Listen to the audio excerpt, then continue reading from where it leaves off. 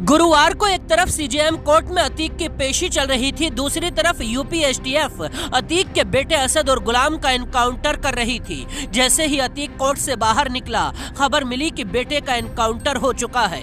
यह खबर सुनकर अतीक और उसके भाई अशरफ दोनों के होश उड़ गए। बेटे की मौत की खबर सुनते ही अतीक अहमद का गला सूखने लगा। अतीक ने पानी पिया। बेटे की मौत के बाद पुलिस लाइन में अतीक अहमद फूट फूट कर रोने लगा। यही हाल अशरफ का था। असद के इस अंजाम पर अतीक खुद को दोषी मानने लगा और कहने लगा कि ये सब मेरी वजह से हुआ है। कोर्ट से बाहर आते वक्त असद के बारे में पूछे जाने पर उसने कहा, इस सब के लिए जिम्मेदार मैं हूँ। उसने ये भी पूछा कि असद को कहाँ दफनाया जाएगा, क्योंकि वो असद की मिट्टी में जाना चाहता है और यूपी पुलिस से इसकी व्यवस्था कराए जाने के लिए गुहार लगा रहा है। अतीक ने बुधवार को ही कहा था कि उसके परिवार को मिट्टी में मिलाना चाहते हैं और 24 घंटे बाद ही अतीक के बेटे का खेल खत्म हो गया। अतीक अहमद की बात नहीं है।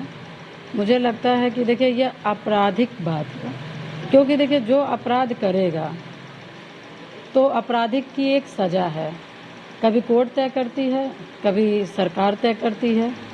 और मुझे लगता है कि जो अपराध करते हैं तो वो भी कहीं ना कहीं इंसान है, और मुझे लगता है कि जो अपराध करते हैं और जो अपराधी होते हैं उनका कोई धर्म और उनका कोई अपनी दूसरे के प्रति इंसानियत वाली सोच होती नहीं है।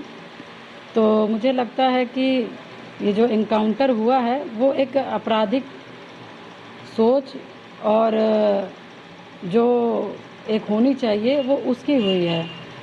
तो इसलिए मैं कहना चाहूँगी कि जो कानून को हाथ में लेगा, जो समाज में गलतियाँ करेगा, जो समाज में कहीं ना कहीं लोगों को दुख पहुँचाएगा, तो कहीं ना कहीं उनके लिए भी चीज़ें कभी ना कभी आती हैं, बनती हैं, होती हैं। तो आज मुझे लगता है वही एक रूप आज यहाँ पर दिखा मुझे। राजूपाल हत्याकांड की लड़ाई लड़ रही हैं आप, 18 साल हो गया, मेन अभियुक्त ये थे। जिस तरीके से क्या आप समझती होती? देखिए राजूपाल जी का तो मुकदमा मैं लड़ ही रही हूँ और उसी से रिलेटेड ही सब कुछ है।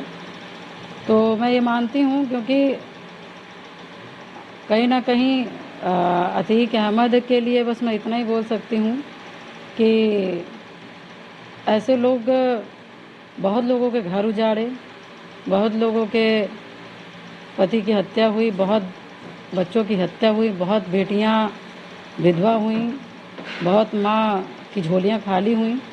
तो बस मैं ये कह सकती हूँ कि मुझे लगता है कि वही सब चीज़ को ईश्वर ने पलट के आज अतीक अहमद को दिया है।